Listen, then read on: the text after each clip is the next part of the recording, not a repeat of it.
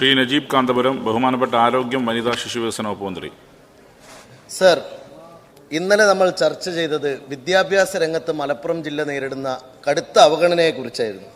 നമ്മുടെ ഈ ചർച്ച നടക്കുന്ന സമയത്ത് അതിദാരുണമായൊരു സംഭവം അരങ്ങേറുകയുണ്ടായി. സർ, പരപ്പനങ്ങാടിയിൽ ഹാദി റുഷ്ദ എന്ന് പറയുന്ന ഒരു പെൺകുട്ടി അഡ്മിഷൻ ലഭിക്കാത്തതിൻ്റെ പേരിൽ, +1 അഡ്മിഷൻ ലഭിക്കാത്തതിൻ്റെ പേരിൽ ദാരുണമായി ആത്മഹത്യ ചെയ്ത ഒരു സാഹചര്യമുണ്ടായി.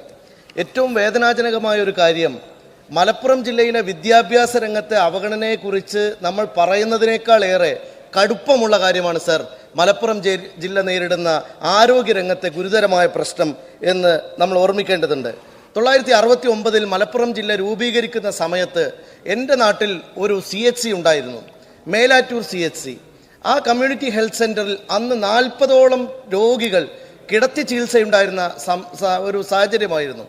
1 ഏക്കർ ഭൂമി അന്നത്തെ ഒരു നല്ല മനുഷ്യൻ ദാനമായി നൽകിയ സ്ഥലത്ത് വിപുലമായ കെട്ടിട സൗകര്യങ്ങളോടെ നിലവിൽ വന്ന ആസ്പത്രിയായിരുന്നു. 5 പഞ്ചായത്തുകൾക്ക് കീഴിൽ 32ഓളം സബ് സെൻ്ററുകളിൽ നിന്ന് 100 കണക്കിന് രോഗികൾ ദിവസേന OPക്കെത്തിയിരുന്ന സ്ഥലമായിരുന്നു. എന്നാൽ സർ, മലപ്പുറം ജില്ലയിലെ ആരോഗ്യരംഗം എങ്ങനെയാണ് വളരുന്നത് എന്നതിൻ്റെ ഏറ്റവും വലിയ അടിസ്ഥാന ഒരു ഘടകമായി ഞാൻ ആ ഹോസ്പിറ്റലിനെ കാണുകയാണ്.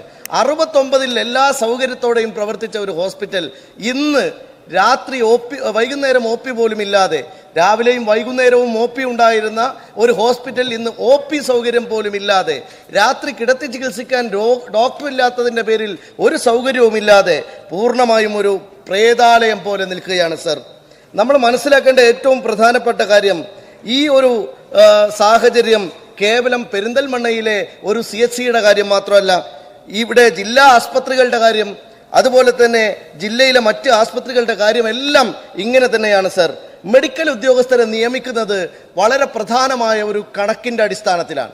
നമ്മുടെ നാട്ടിലെ ജനസംഖ്യയുമായി ബന്ധപ്പെട്ട് ബെഡുകൾ അനുവദിക്കുന്നതിന് അടിസ്ഥാനത്തിലാണ് രോഗികൾക്ക് വേണ്ട ഡോക്ടർമാരെയും പാരാമെഡിക്കൽ സ്റ്റാഫിനെയും നിയമിക്കുന്നത്. ഏറ്റവും വലിയ അവഗണന ആരംഭിക്കുന്നത് മലപ്പുറം ജില്ലയിൽ ആ ബെഡുകളുടെ കാര്യത്തിലാണ് സർ.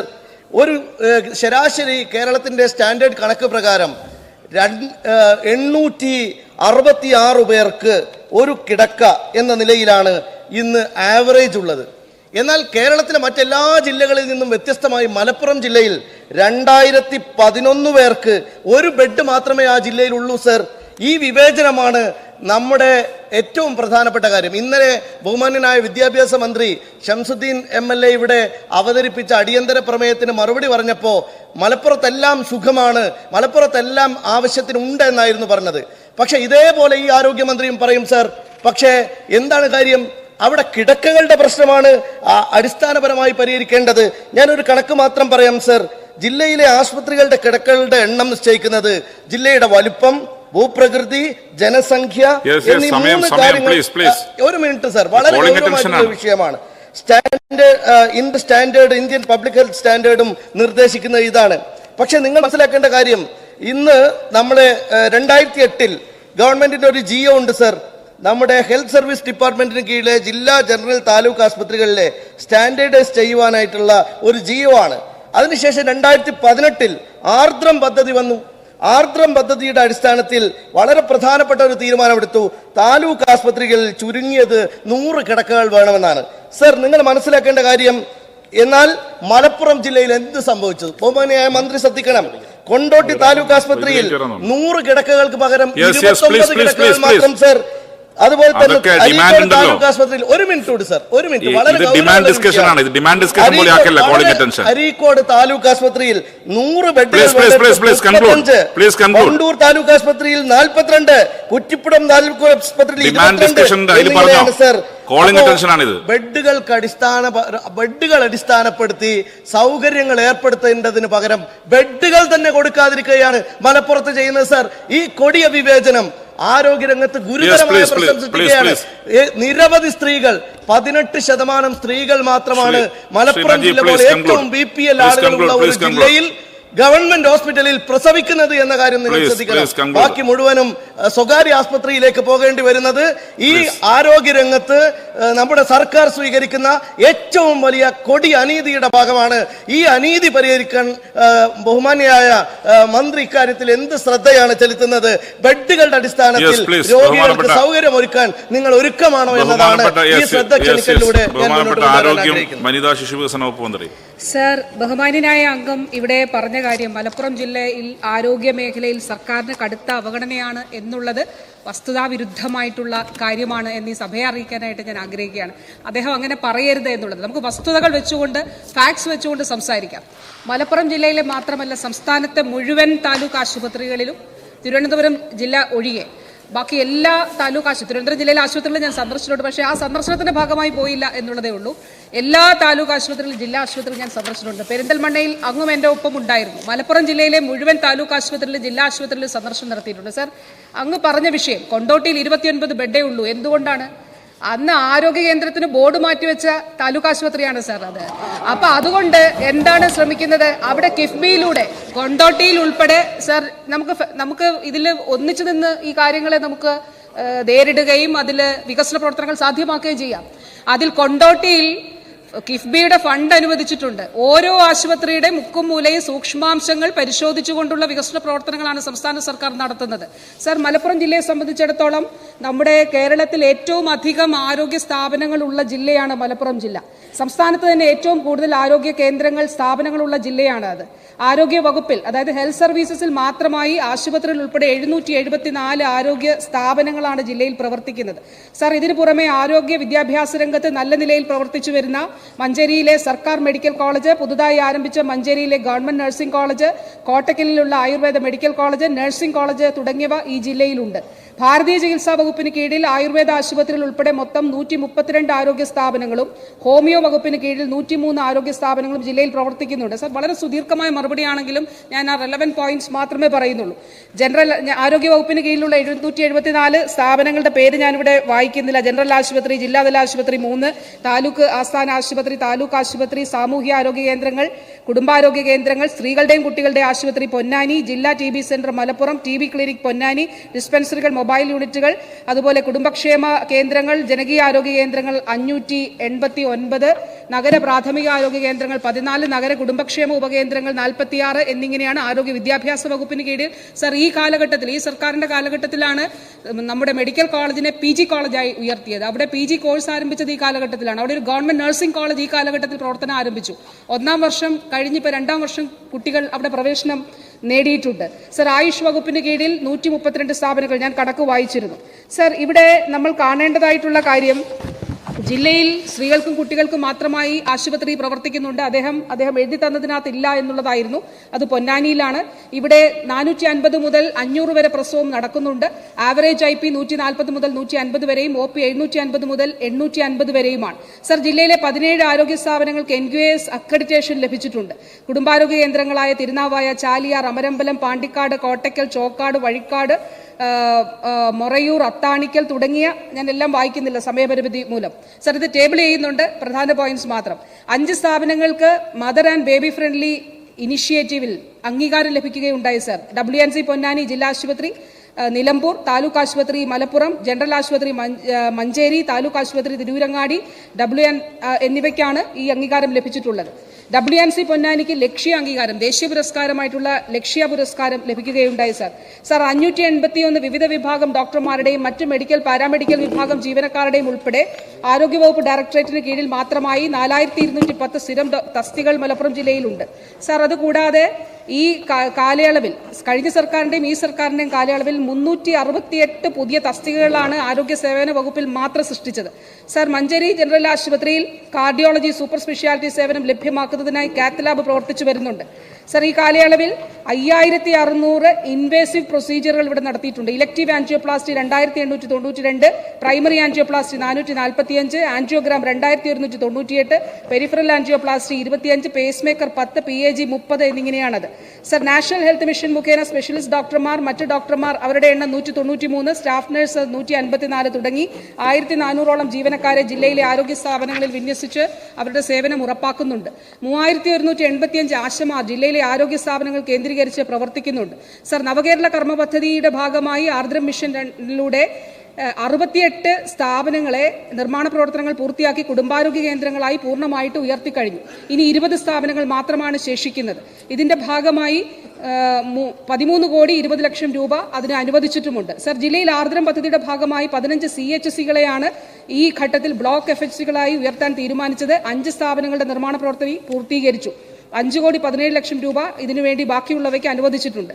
ജില്ലയിൽ 12 നഗരസഭകളിലായി 14 നഗര പ്രാഥമിക ആരോഗ്യ കേന്ദ്രങ്ങൾ, OP വിഭാഗം, ഫാർമസി, ലാബ്, NCD ക്ലിനിക്ക്, കുത്തിവയ്പ്പ്, സ്പെഷ്യാലിറ്റി ഡോക്ടർമാരുടെ സേവനങ്ങൾ ഉൾപ്പെടെ നൽകി പ്രവർത്തിക്കുന്നുണ്ട്.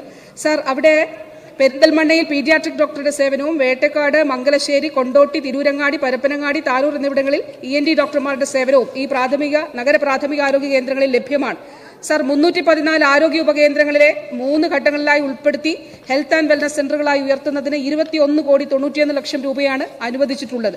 സർ, 59 കുടുംബാരോഗ്യ കേന്ദ്രങ്ങളിൽ വൈകിട്ട് 6 മണി വരെ OP പ്രവർത്തിക്കുന്നുണ്ട്. എല്ലായിടത്തും വൈകുന്നേരം 6 മണി വരെ പ്രവർത്തിക്കണം എന്നുള്ളതാണ്.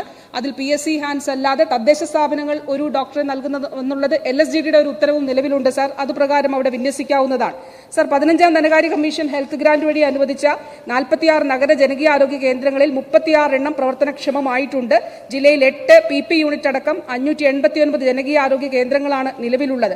സർ, ഞാൻ നേരത്തെ പറഞ്ഞ കാര്യം, ഓരോ കാലഘട്ടങ്ങളിൽ ബോർഡ് മാറ്റിവെച്ച ആരോഗ്യ കേന്ദ്രങ്ങളെ താലൂക്ക് ആശുപത്രികളാക്കി.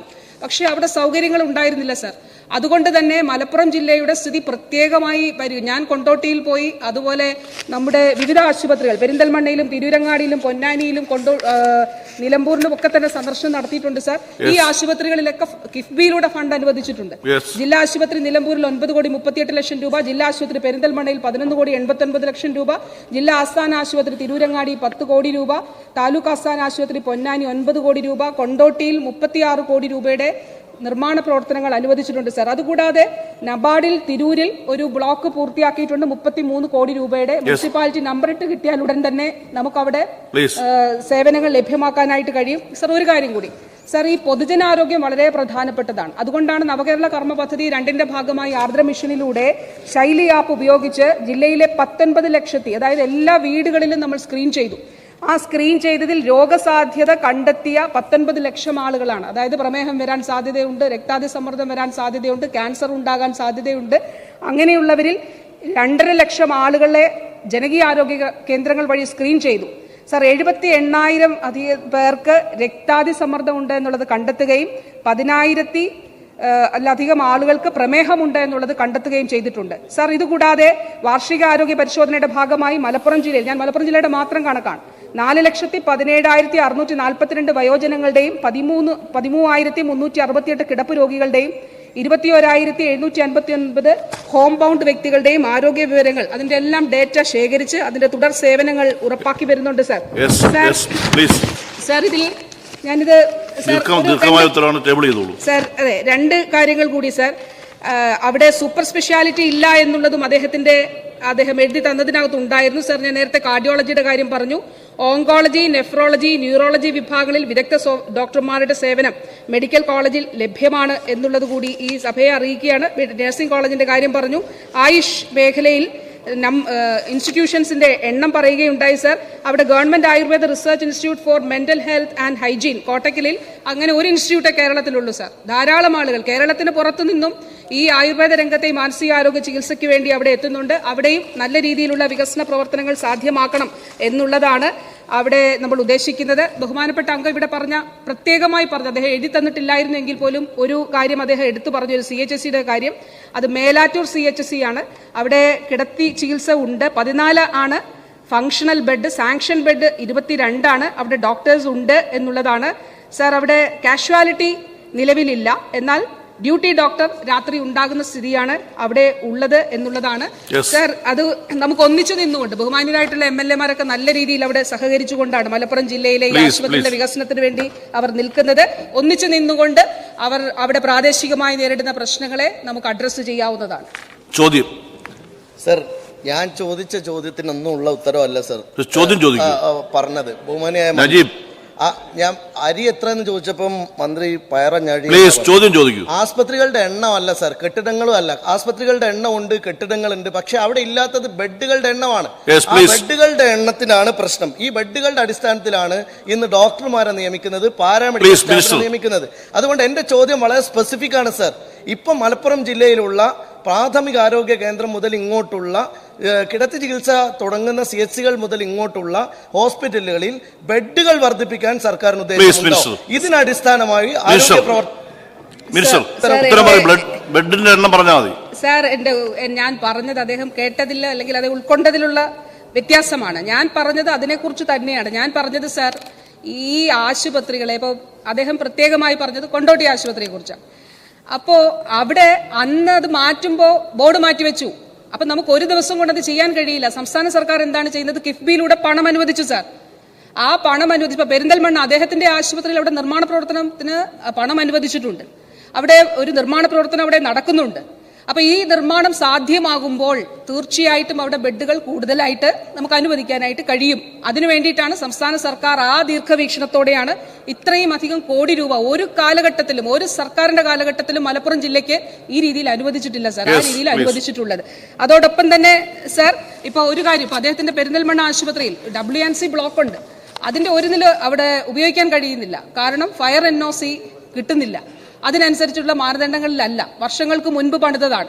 അപ്പൊ ഞാൻ സന്ദർശിച്ചപ്പോൾ അദ്ദേഹവും ഉണ്ടായിരുന്നു. നമുക്ക് അതുകൊണ്ട് തന്നെ അത് പ്രവർത്തനക്ഷമമാക്കാൻ കഴിയുന്നില്ല. അവിടെ ഇടപെട്ടുകൊണ്ട് അത് ഫയർ NOC ലഭ്യമാക്കുന്നതിന് വേണ്ടിയിട്ടുള്ള അഡീഷണൽ ആയിട്ടുള്ള വർക്കുകൾ സാധ്യമാക്കി അത് ലഭ്യമാക്കിയാൽ മുകളിലുള്ള വാർഡുകൾ ഉൾപ്പെടെ ഉപയോഗിക്കാൻ കഴിയും. അപ്പൊ രണ്ട് രീതിയിൽ ഈ ഒരു കാര്യത്തെ സർക്കാർ അഡ്രസ് ചെയ്യുന്നുണ്ട്. അത് വളരെ കൃത്യമായി അറിയുന്ന ആൾ കൂടിയാണ് ബഹുമാനപ്പെട്ട MLA.